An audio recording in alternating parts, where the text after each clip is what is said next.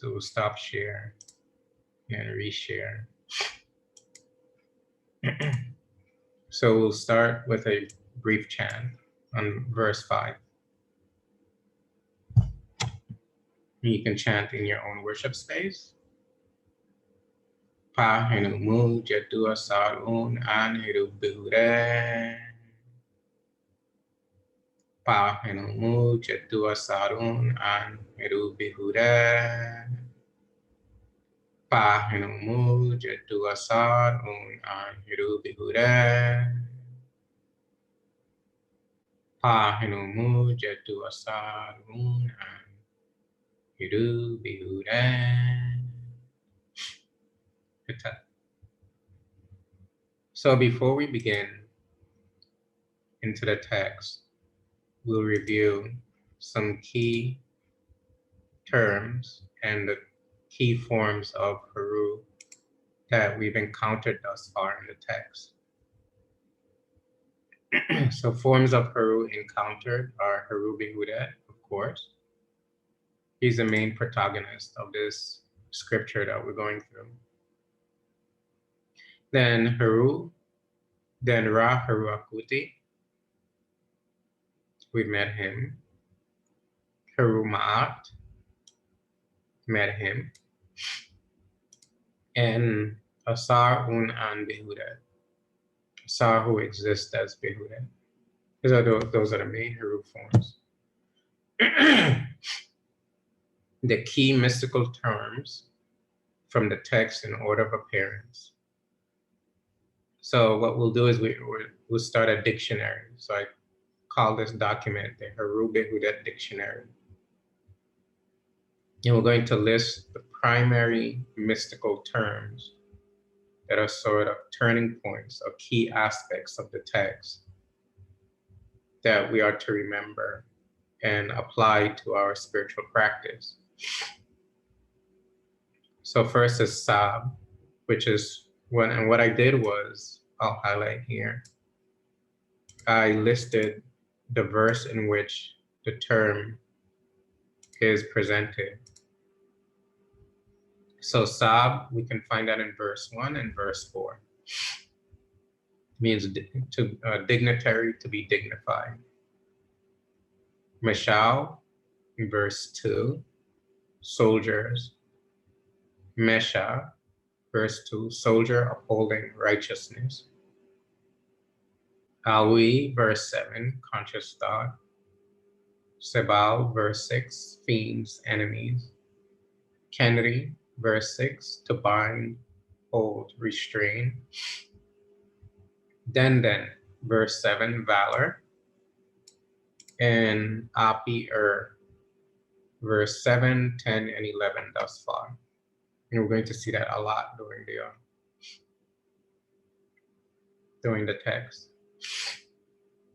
So we'll have a dictionary of key terms. So at the end of this distillation of the teaching, someone can go back and who wants to do a detailed study can look at the dictionary, look up a key term, and go to the verse where that term is, and study that term within the context of the verse and the scripture. So this will be a running document. And now back to the drama. So we did verse 5, verse 6. And now we're down to concluding verse 7, when we're presented with the denden in this principle of valor. And this idea that to develop a certain kind of capacity within the personality is what's happening as the text is developing verse by verse, is that the text is presenting certain qualities that a spiritual aspirant or what is necessary for a spiritual aspirant to be successful on a spiritual path. And it didn't take long for this aspect of valor to be presented.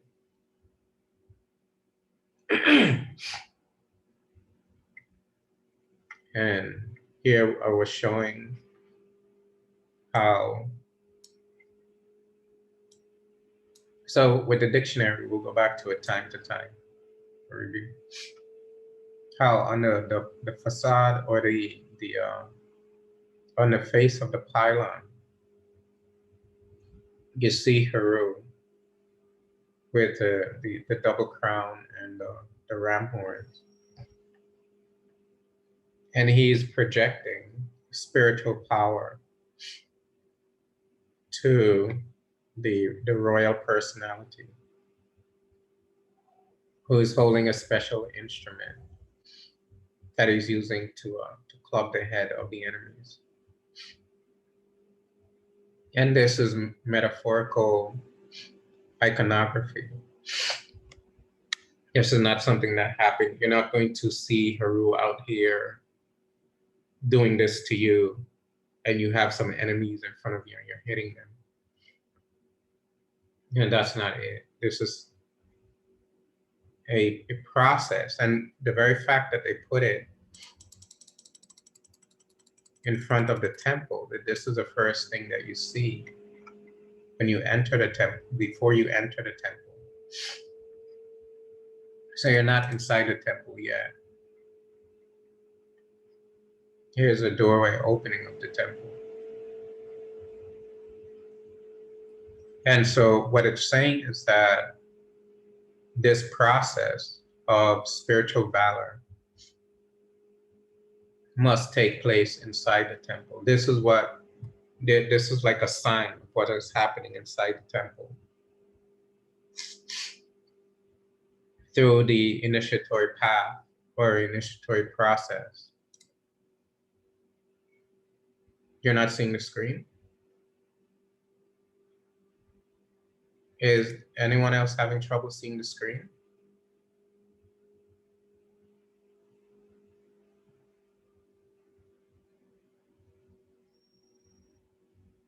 Can you all see the screen? Something's on the screen, Seho. I can't make it out, but something is on the screen. Susan Sayak, what are you seeing on the screen?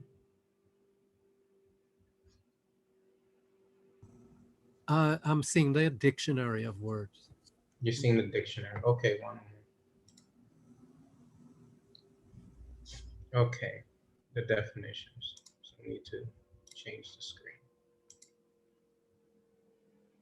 Okay, Dua, thank you. So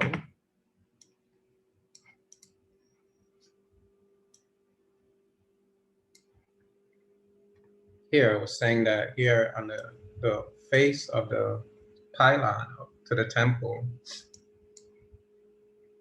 you have Heru, who is projecting spiritual power to the initiate. And he is holding the special instrument and clubbing the enemies over their heads. And this being on the face of the pylon, this is not inside the temple. Here is the boundary wall that separates the temple from the city. And so when you come into this area, you're inside the boundary of the temple precinct, but you're not inside of the temple proper. And to get into the temple proper, to participate in the initiatory path narrative of the temple, you have to pass through these doors. This doorway. And here are the hinges where the tall doors were in ancient times, wooden doors. So this is telling us what is to happen inside the temple. And this process of valor and sublimating the enemies of unrighteousness. And it's telling you what is to go on inside the temple, not that you're going to go inside the temple and see Heru doing this to anyone or doing this to you. This is a process that must take place inside of us, within us. And here's a better close-up of Heru. And this is the temple to Heru.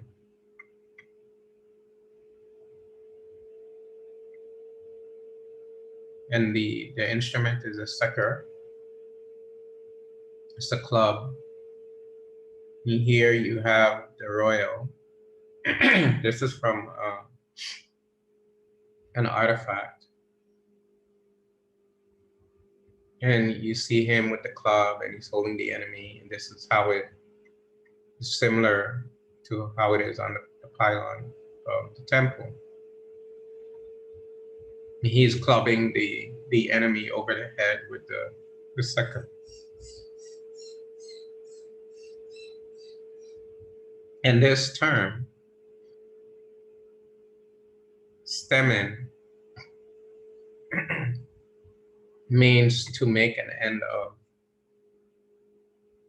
Here's the S, here's the TEM, and here's the N, stemmen. What it means is that he's making an end of the enemy. He's putting an end to the enemy. Whatever that enemy represents. And so this is what we are to do. We are to put an end to our enemies. And we club them over the head with truth and with meditation, with chanting and devotion. Yeah, those are our clubs. Those are the seker. And here you have Purdat Tutankhamun in the expression of Denden, meaning of spiritual valor. Here you have the horse, and he's in a chariot that is attached to the horse. He's doing it in a different way. He's not doing it with a club. He's doing it with a bow and an arrow. And you know that's more from the goddess tradition. She has her bow and arrows. And you can see behind the horse, there is a kind of an orderliness to the scene. And in front of the horse, there is a chaotic scene.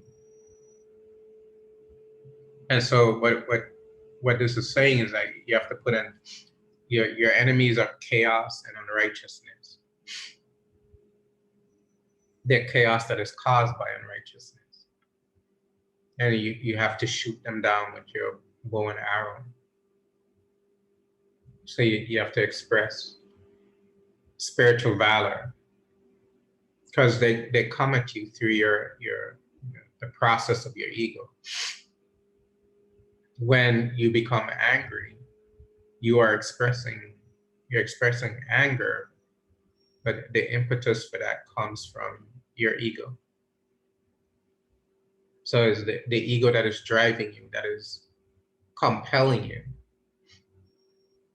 And then you have to look at that anger, and you have to stem it, you have to bring it to an end.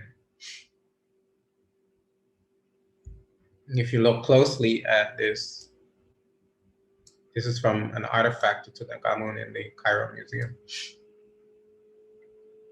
You see the two goddesses, the two vulture goddesses, are above his head.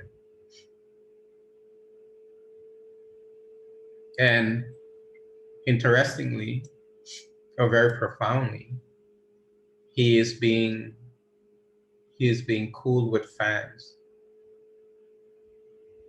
And the fans represent coolness, calm, clarity. So in other words, a cool, calm, clear personality is qualified to take on the themes of chaos. So you have to calm down, you have to cool down. That means you have to start to become more relaxed, more calm.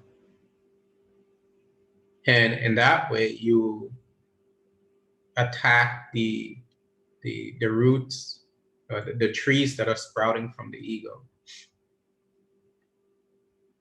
And you attack them with calm, with coolness.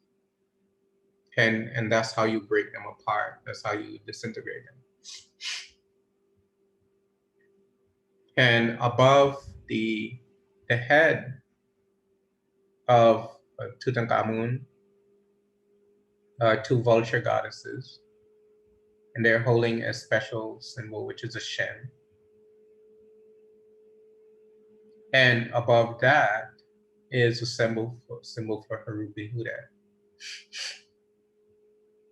So the operative power behind the advancement of the spiritual personality is Heru Behudet through the goddesses, the goddess principles and the goddess powers of the serpent power. But the main operative presider and the main operative power is Heru Behudet. That's what gives you spiritual valor, by associating with that, with the Api.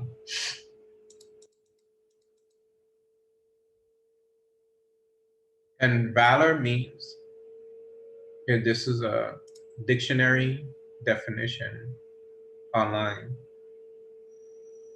So now, means great courage in the face of danger, especially in battle. And the ancient sages cleverly describe the spiritual process of a human being as a battle, as a war between two primary principles, Heru and Set.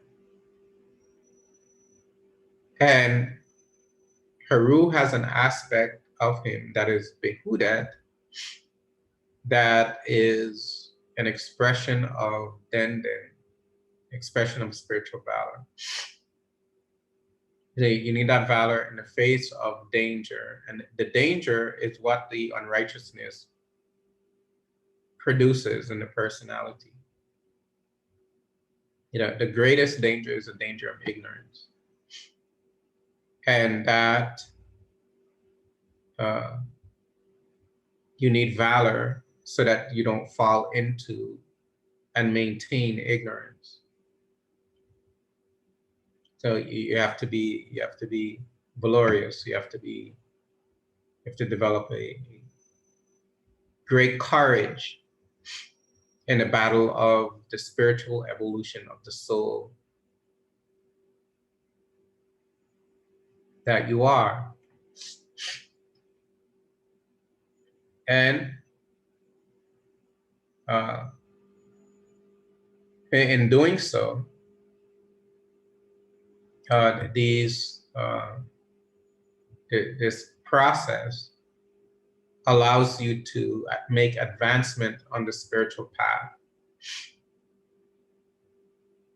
The fans, the Kemetic term is Menkab. And Menkab means someone who is venerable. So someone who is cool is someone who is venerable and who is well prepared for the battle of spiritual evolution. And that is by associating with Bedet. That aspect of Bedet that is valorous.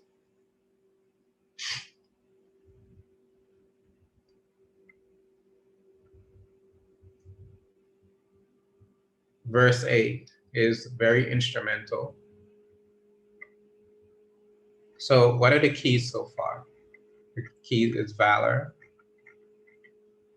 The key, so that's the addendum. The other key is, you have to bind your enemies. Your Sebao Kennedy.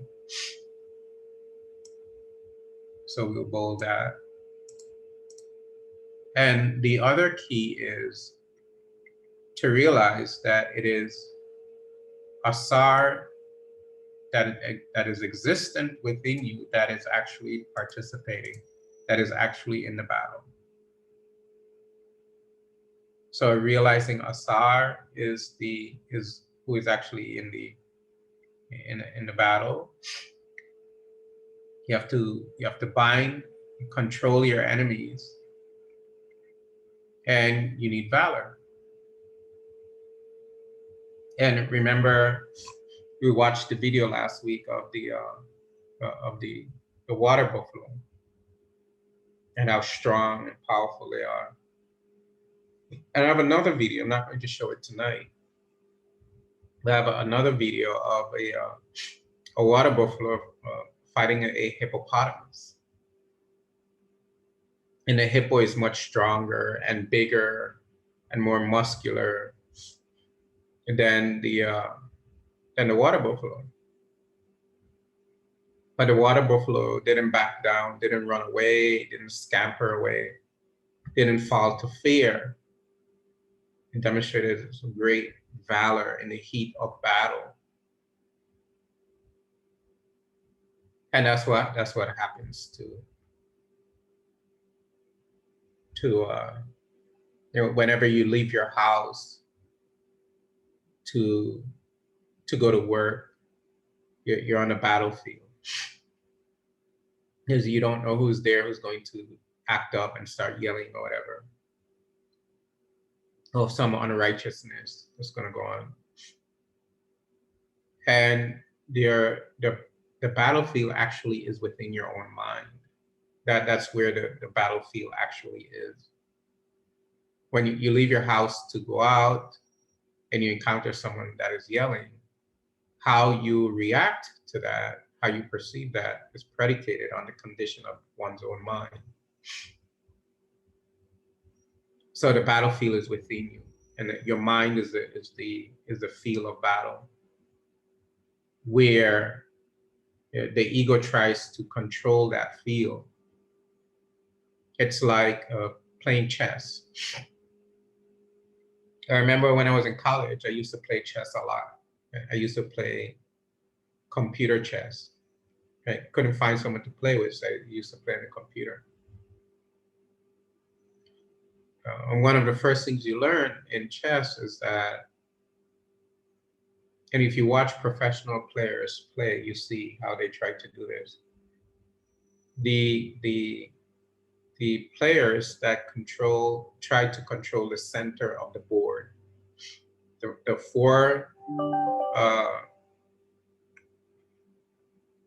four squares in the center of the board.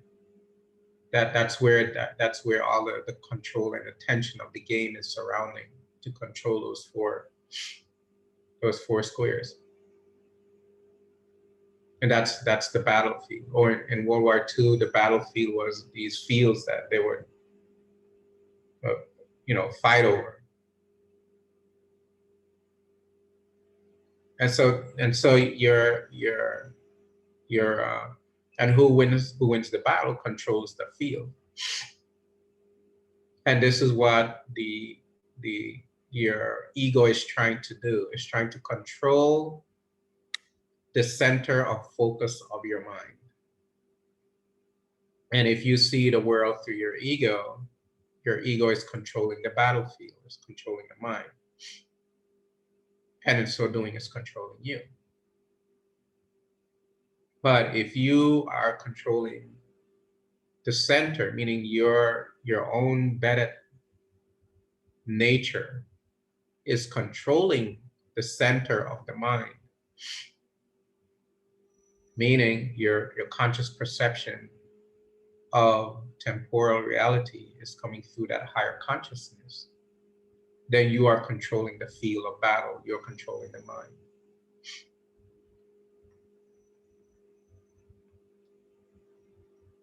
And if you control the field of battle long enough, what happens? The victory occurs. So every time you're acting out of your ego, you have to think that the ego has control of the battlefield, has control of the center. And every time you're feeling relaxed and calm and in attunement with the divine, then you know Heru Behudet has control of the center. And what you want is you want Heru Behudet to actually maintain the control of that center. And if Heru Behudet maintains the control of that center long enough, you will actually emerge victorious.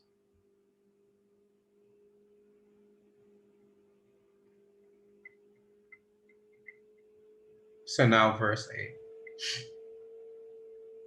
Senu and Sejem Kennedy. So Senu and Sejem Kennedy. Ankui. Senu Z Maui. F Nu Men ZN. Kendri Wood and Art and Death. So let's examine the line closely, because this is a line 5 was powerful, line 7 was powerful, line 8 is adding to that power. This is very instrumental. So Senu and meaning they do not or cannot Sejem here. Senu and Sejem. So they cannot hear. And who are they? Is the fiends that have been controlled, that you have bounded. Kendri. You remember Kendri?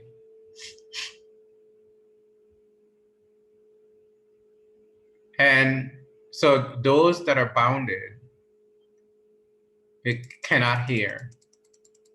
Their hearing is restrained.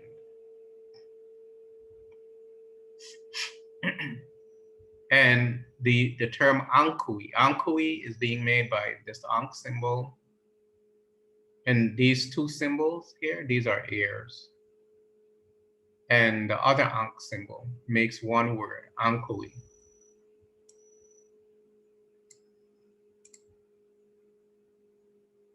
So they cannot hear through their ears because it's been their hearing has been restrained.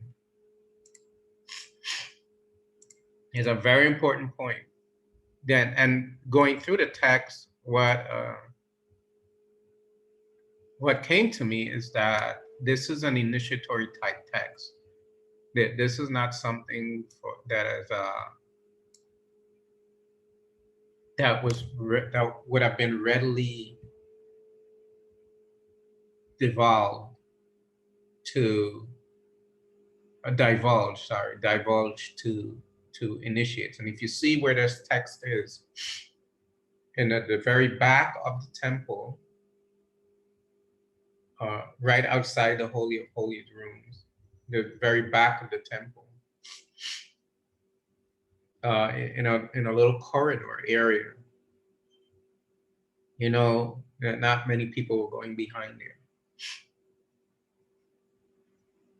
And the reason why I said is because this is one of the lines why that gives you that impression. Senu, here's Senu again. So they, Z, cause, Maui. So Maui is being made by the sickle, the knife, the harpoon, and these two symbols, Maui. So by them being restrained, they cause a single pointedness. And we'll talk more about that shortly. And this is the big key to the line. The Z Maui.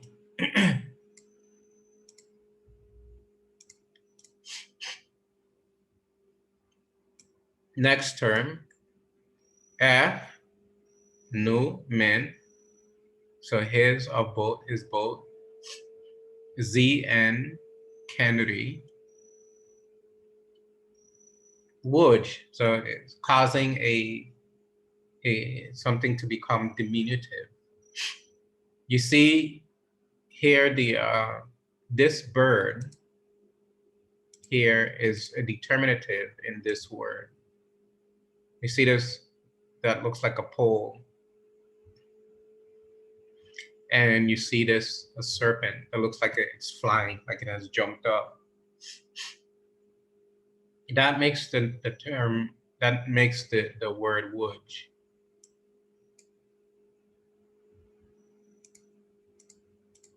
And this bird is a determinative for this word. And the determinative is telling us that wood means that something has become contracted, constrained, diminutive, small. And then we have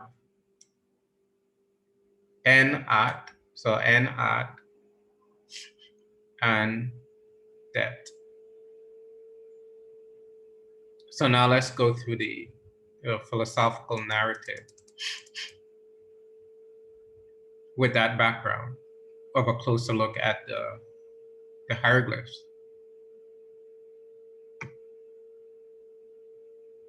Let's go to the narrative, and I'll skip the translation for now.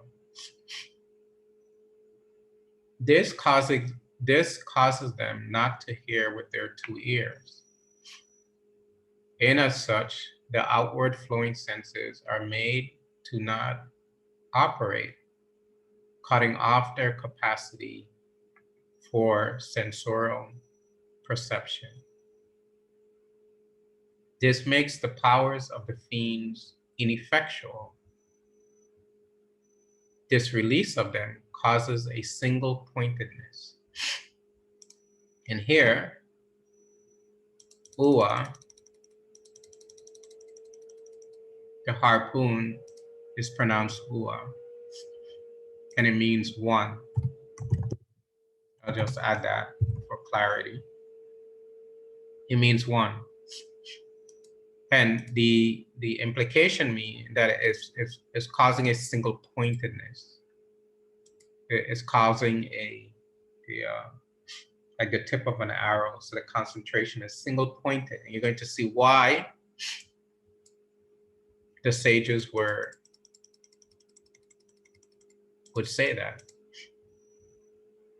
Ua, single pointedness, Ua one, in which duality is being brought to a singular point. And here is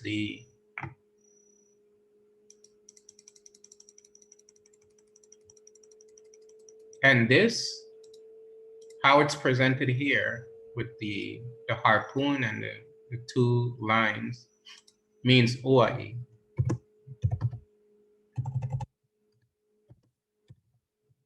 Uai. And Uai means that what is dual is now coming into a singularity. So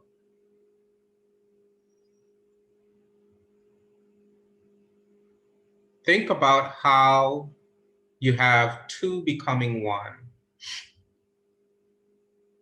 So you have the dual becoming non-dual. But for the dual to become non-dual, there has to be a single pointedness, a single pointed concentration, single pointed focus, a single pointed, a kind of flow of the mind.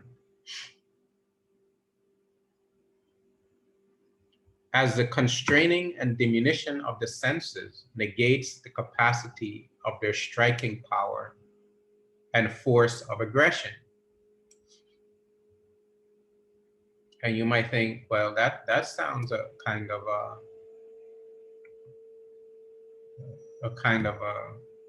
not an exaggeration, but taking liberties.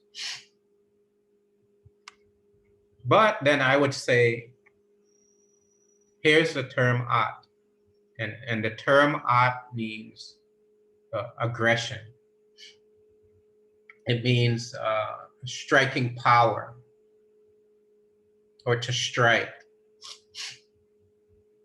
And what the text is saying is that when you constrain the senses, and then you cause them to become diminutive,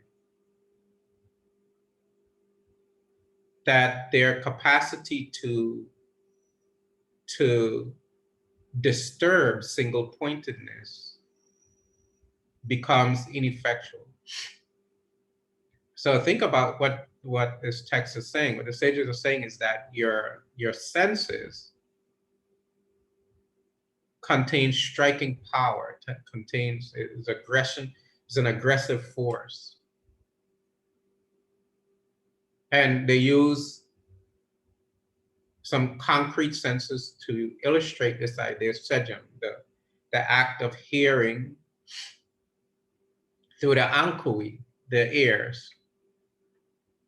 And what's going on here is that it's saying that if you reduce the power of your senses, you pull your senses back, what occurs is that they become diminutive. They start to lose their power. And as they start to lose their power, how they start to lose their power? So your senses have striking power. Your senses are aspects of your enemies. And how you counteract the force of your senses is to become single pointed. And when you become single pointed, it means that you bring a duality into a singularity. And that is you're being released from the striking force power of the senses. So what that means is that the senses maintain your sense of duality, your experience of duality. Your senses are aspects of your enemies. And you have to cut off their heads. So you have to cut off the flow of your sense perception from your nervous system. You have to cut that off at the head. And what that means is that you have to get the two hemispheres of your brain fused into one. And I don't mean that you're going to take the two hemispheres of your brain and fuse them physically. Mean you have the left side of the brain is more feeling, more oriented, more intuitional. And you have the right side, which is more analytical, more thinking. And so you bring those two together and you form an arrow with the mind, and and in doing so, you're cutting off the power of the brain to maintain this mechanism of duality that is causing you to experience the world as a being and an other. as yourself and something else, as your gender versus another gender, as your directional matrix of east, west, north, and south, with east being opposite west and north being opposite south. And you're bringing east and west, north and south, and you're fusing them as if the very top of a pyramid, with a fourth forms into one, but it's actually the two, the east and the west and the north and the south. And so you are reducing the power and the capacity of duality. And so what it's saying is that your senses are like weapons. And those weapons maintain your sense of being dual. So think about it. Think about the people that when they're eating, they have to enjoy it so much, and it has to be palpable to the senses, and it has to be, you have to slide off the tongue just the right way. At that point, they're caught by their senses. Sages eat food, and this food tastes good. That's acknowledged. But the sage is not there. Oh, this is so wonderful and great, and oh my God, I don't know what. Oh my God, this is the best. Not like that. Because if you're like that, you're caught by your senses, and therefore you're caught in duality. Because if something is wonderful, then something has to be not wonderful. And in the level of the mind, as soon as you have duality, you have removal from the divine. Because the divine is one. The Ua Kua, the only one. And so you're trying to turn your mind into a single pointed concentration on the divine. How you do that? You do that with meditation practice, concentration exercises, and everything that we'll be doing in this class as we go along. We're going to be doing meditations and so forth, but we're building up to it. Like those who are in the AEM class, you see that we're building up over time. You have to get your mind seasoned and ready and prepared.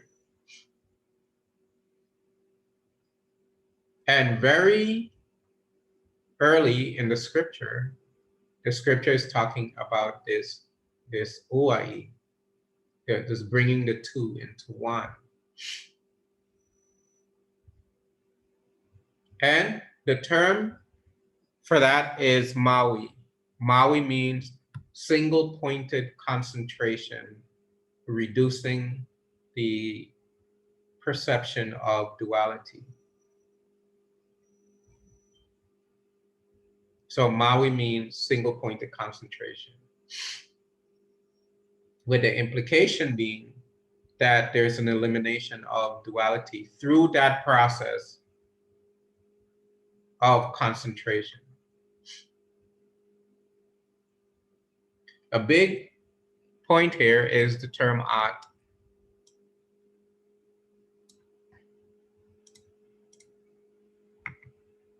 The head of the mammal and the T with the sun disk.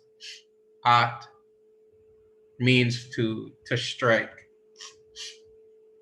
to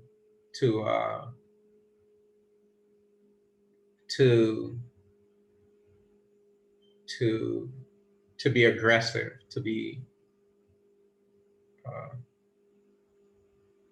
fast, to be powerful.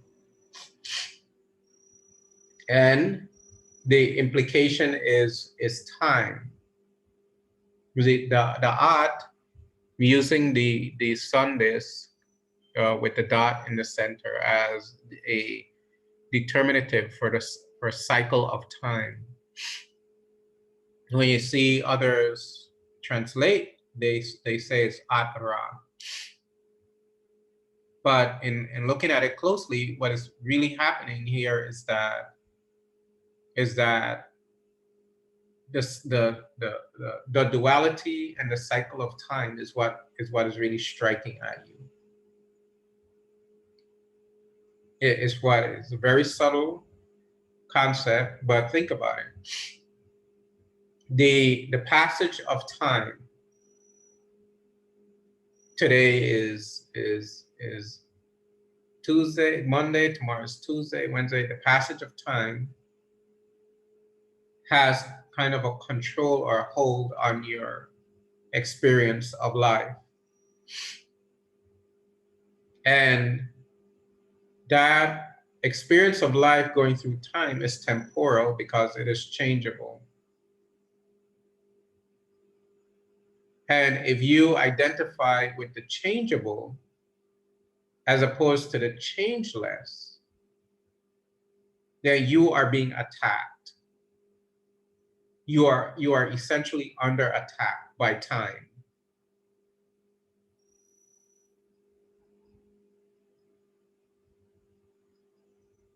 And what is to occur is that if you become single-pointed, and when you are, back to the metaphor of the battlefield, when you are being attacked by time, time is controlling the battlefield of your mind. Time has control now over the personality. And how do you experience time? Through your senses. So you're caught in this web of matrix of time and senses. And what is to occur is that if you become single-pointed,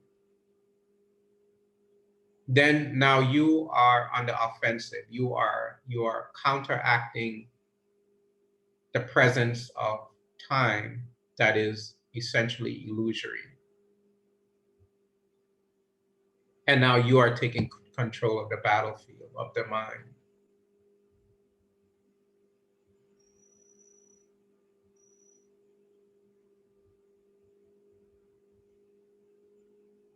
So what this myth is telling us is that there's this great battle going on. Heru Behudet has picked up certain actually it's Asar that has picked up that is being governed by this principle of Heru Behudet. And that Heru Behudet is the operative principle of the soul in its journey towards enlightenment through this protracted struggle. And the struggle is with the fiends. And it is being told that you have to control, you have to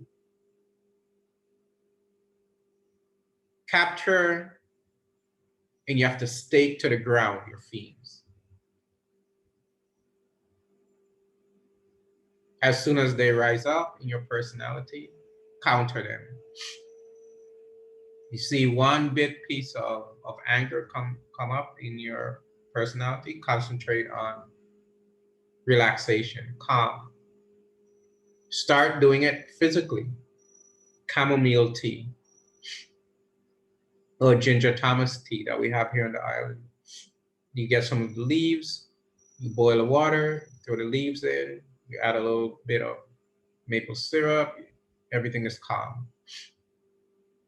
Chamomile tea, the same effect.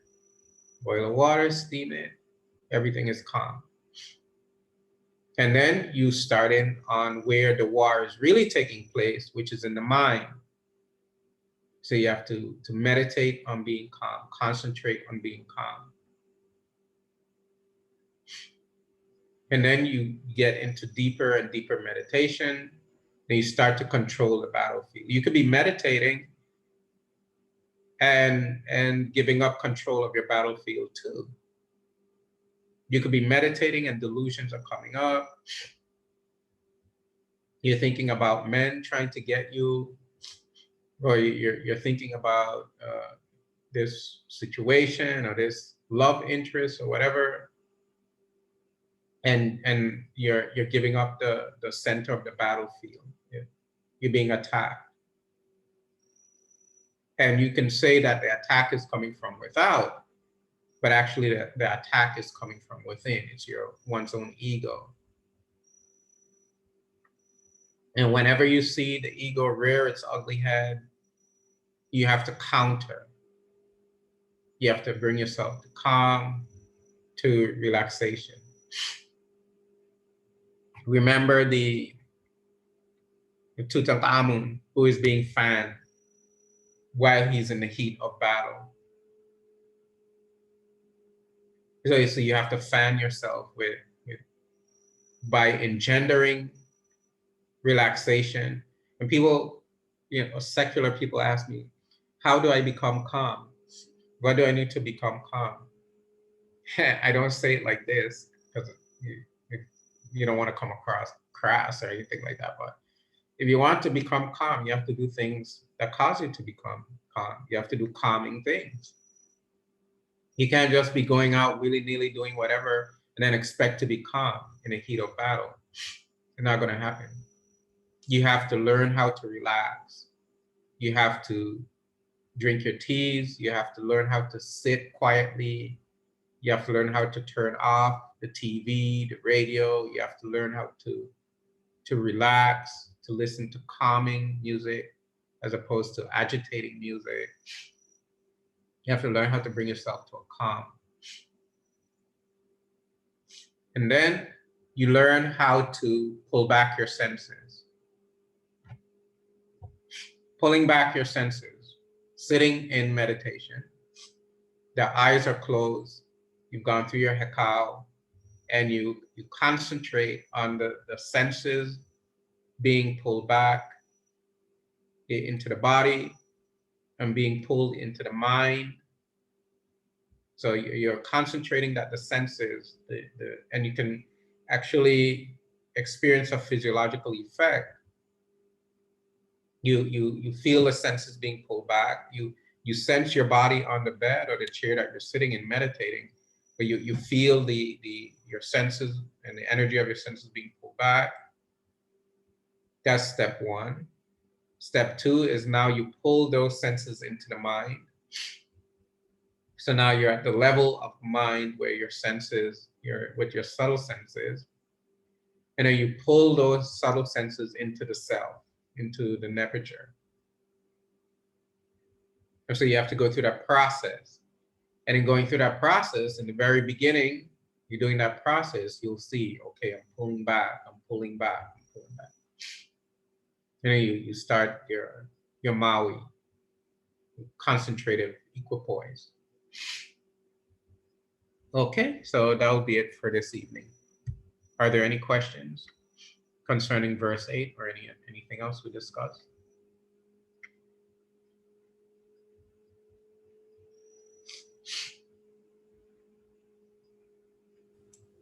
Ucha. Uja. I just wanted to, when you're talking about the calmness that one needs, I was thinking about Selket as being kind of representing that principle, that stillness and calmness in times of trouble and strife, kind of thing. But I would agree with that. You can think of it that way. Being in the coolness of the waters and breathing deeply and in a relaxed way. So I would agree with that. Yeah.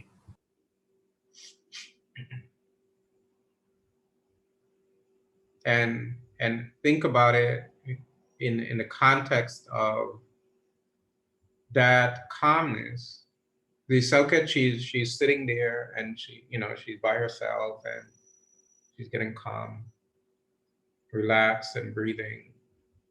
But you have to think of it from the perspective of this text as being within the calm in the heat of the battle, in the heat of the strife. And if you can do that, you'll reach a very high level of mastery. And the battle, the strife, that's everything that's going on in day-to-day life. Someone sends you a bill that you're not supposed to get. How are you going to react? Just an example. But the real battle, where that calm needs to be maintained, is the battle in your mind. When you lose your center and set is now encroaching on your center, how do you react to that? The calm, the implication is being calm in the heat of the fray. And so even if you're acting out, or even if you're making a mistake or whatever, you have a certain kind of centeredness where you're not going to compound the egoism by self-flagellation, self-incrimination, or eating your heart and things like that, or calling yourself stupid or whatever. You realize that it's an expression of the ego, and the ego for this instance has the upper hand. But for you to be effective in countering the ego and sublimating the ego, eventually becoming victorious, is you have to be cool in the battle. You have to be cool while the fight is going on. And if you're cool in the battle, you will eventually conquer.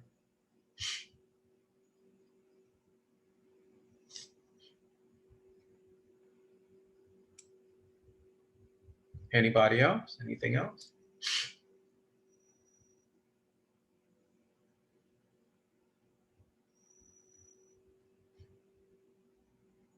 So you can do things on yourself. You can practice, and how you practice is mainly mostly by self-observation. If something tense is happening, if you can slow yourself down, recognize what is happening, then you see how you react. You judge your feelings. You judge your emotions. Not judging them. You're evaluating, and then you say to yourself, okay, next time, let me be even more centered next time that thing happens. You make a mental note, you tuck it away, and that thing happens again, and you see how you do. So you're constantly evaluating. Jeff, Mm-hmm. I think I'm in the middle of the battle right now. I'm doing a class, but I have to be helping my sister, so I have to go. Hit it. All right, and so take this teaching with you. Hit it. Anybody else? Anything else?